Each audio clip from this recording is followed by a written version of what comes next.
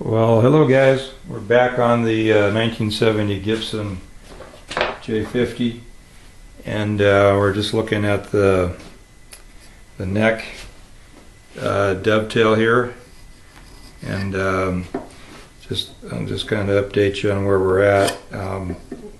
We left it with just pulling the neck apart, getting the neck out of the body, and I let it set for probably a little over a week. That was a Saturday. I went to the next Saturday and I couldn't get back to this guitar, so I was on something else. But I think it was probably Sunday or Monday. Did a little, I scraped all the glue off like I talked about in the last video, steaming everything, taking the glue off, scraping the glue off, with a little bit of chisel work, and just scraping, but it came off pretty easy. Got down in the dovetail, did the same thing there. Then my little sanding block that. Got this little angled sanding block that follows the contour of the dovetail and matches right in there. So also that, and then in the mortise in the body. I can't see this, so I don't know if it's making any sense or not, but you get right down in there with this. So I tried it probably midweek, the dovetail, just lightly sanded, and it wouldn't go in yet. But then as it dried, like I said, the wood swells when you steam it because of injecting a lot of moisture in there, and that's what wood does when you steam it. It swells, and so about midweek it wouldn't go in, and then once it dried out and I had done that, a little bit of sand, not excessively, but a little bit, it would slide in and out pretty smoothly. So I know that the wood is contracted back down. Now it's been the second. This is a Friday night, so it's been down the second week, and so I know it's not going anywhere from here. I already I did the math on this with the straight edge and the meter, and the numbers worked out that I needed to take off a little strong of 3/64ths, which is pretty little when you get right down to it. I think that was 0.078, something like that. So I took a little squeeze clamp like so. And you know what, I've got that zoomed in really big. It's probably just massive. Yes, it is. Anyway, a little squeeze clamp like that. And clamped one edge of the straight edge over here at the fretboard side. And then basically so that side stayed put, because you don't want to take any material out of the joint at the top of the guitar. So where the bottom of the fretboard and the end of the neck meet, right there, you don't take any material out of that because you don't want to change your intonation. And if you start pulling wood from here, you change the distance from that point to your saddle. You don't want to do that. So clamping the rule there is able, because being a two-handed guy, I need like a third or a fourth to be able to hold everything and then also scribe a line. So I just tweak the ruler in like that. At 3/64ths down. Now I've already taken that material off, and the way you do that is I scribed a line on top of that metal ruler with a razor blade, X-Acto knife, and then you go back. I like to relieve, so I've got an auxiliary light here that's blinding me, but it's keeping the shadows away from this joint, so we'll deal with it. Just, initially I went through like this and just you put your finger up against the pencil and let that ride against the edge of the neck, heel here. And I don't know if you can see that pencil line or not in the video, but in essence, it just gives you this margin. It's just a fat eighth, and you don't take out tons. Of course, initially I knew I had to come down 3/64ths at the tip of the heel, so I went in and I just relieve this. So you come along here and you take material and do it down here where it's easy to get to, and I won't block the camera. But pretty much you just take and chisel that down a little bit so you got a bit of a shallow right behind the leading edge, you know, an 1/8 inch in or so. And so once you've relieved that, then when you go to sanding, or in this case, because I needed to take off that 3/64, you get it worked down like that. Then you can just come in and come back to your scribe line. I just very, very carefully work that edge off and parallel it like that, and then you still end up like back in here. I still have a little bit of a shallow where I've already went into it, and then up here I've lost it because I took the meat off of it. Now right here, I'm going to take that down a little bit more.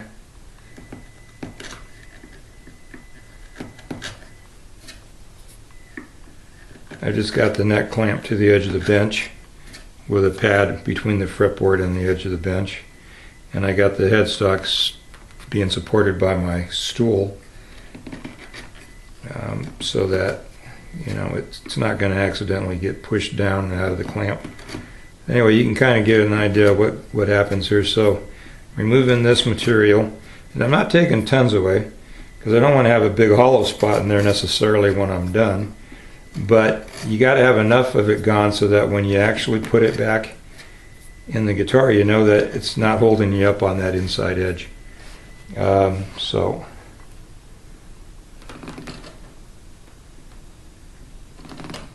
now I have put it back in since I took the 3/64 off, and it's still a little bit high.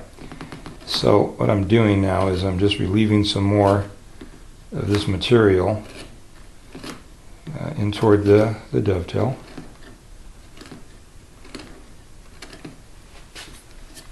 As you can see. And I'm not getting carried away. Like I said, you don't have to take out tons. Just enough to know that you don't have an inside corner hanging you up.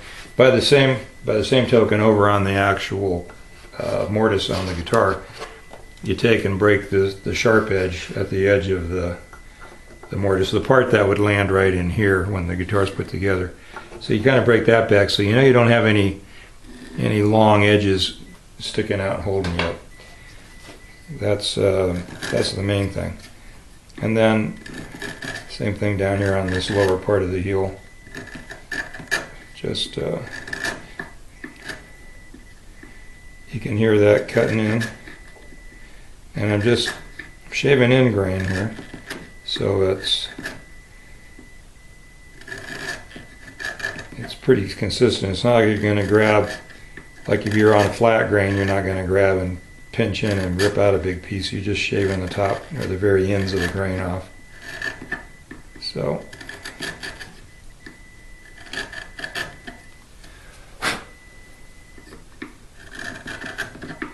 and the number one thing to remember about a reset or fitting the neck, even if it was from on a new guitar, you just have to take your time.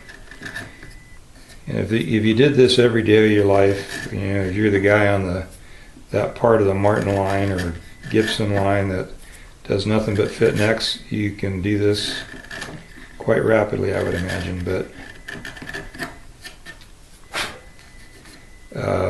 I'm not that guy. So that's my advice. Unless you're that guy, just take your time. And make sure you don't cut too much off or cut out anything wild. What I'm going to do at this point, since like I said, I've already taken it the 3/64 off, so I've just lightly reduced the edge there. So I've hollowed out the middle between both edges of the heel and down here. What I'm going to do is I'm going to just sand, all right? And I'm going to verify here that the angle on my block and the angle on my dovetail, everything works out really well. If I just hold my block in snug to my dovetail, I'm going to keep this face square to the world. The face right here that meets the guitar.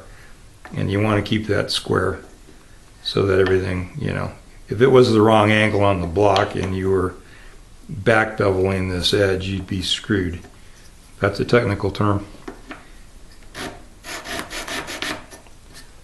And all I'm doing there is I'm just making sure that I don't have anything that's going to hold my block askew and keep me from getting a good job there. I'm also going to put a little bit of tape right on the end here because I don't want to sand up here. So I'm going to just put a piece of tape there so that that keeps me from digging in on that end of the block. And I'm just going to be pushing down here. I am also going to take a piece of tape. I know this is probably blocking everything. I'm going to take a piece of tape and I'm going to get my magnifiers on. Probably see the back of my head for a minute.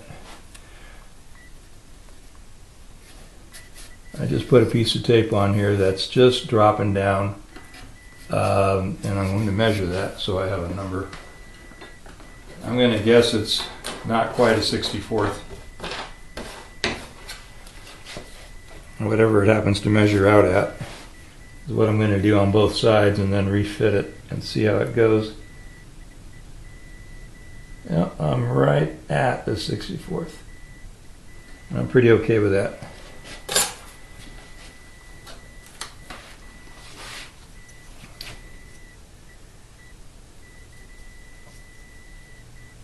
Okay, I got tape on there. And so rather than try to go back in here and cut this off, with the razor, or excuse me, with the end of the chisel, I'm just going to sand on it a bit and see what kind of action that gives me. Got the tape on there as a guide so I can see what I'm doing. Also going to go ahead and put some pencil on the edge of that so that I can see exactly what's happening.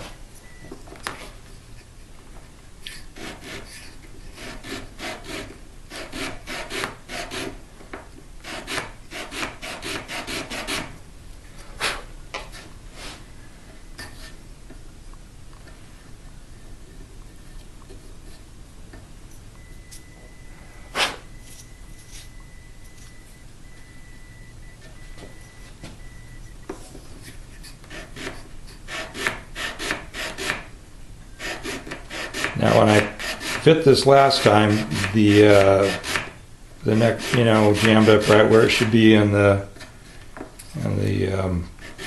fingerboard, fretboard.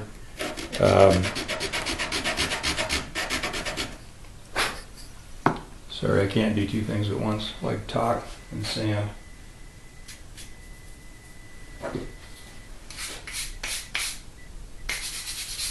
Brushing the dust out of the sandpaper. It fit right up on the guitar, square to the world. As you go in and as I get the taper, get the up and down angle on the neck correct, then the dovetail is going to be loose. And what we'll do is I'll take a veneer, very thin veneer, and glue that onto the dovetail, and then we'll work the dovetail down into the joint. And as we work the dovetail, we'll work the face of the neck as well, the heel, so that we know that when we get it in there and we'll clamp it up tight against the body, we'll know if it's set, where the strings lie, so everything is lining up right, side to side. And I can't put everything in front of the lens right now, so I'm just trying to explain it. The up and down action of the neck rather than the up and down related to the top, but up and down related to side, and that probably doesn't make a bit of sense. Anyway, probably gone about half the distance I need to go, and you've seen that I haven't exactly put a whole lot of energy into sanding this so far.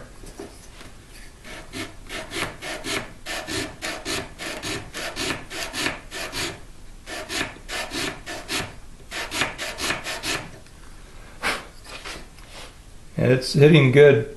It's it's not sanding up here where I have the tape at.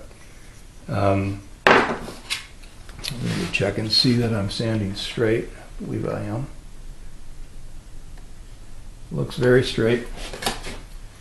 So we'll just keep it that.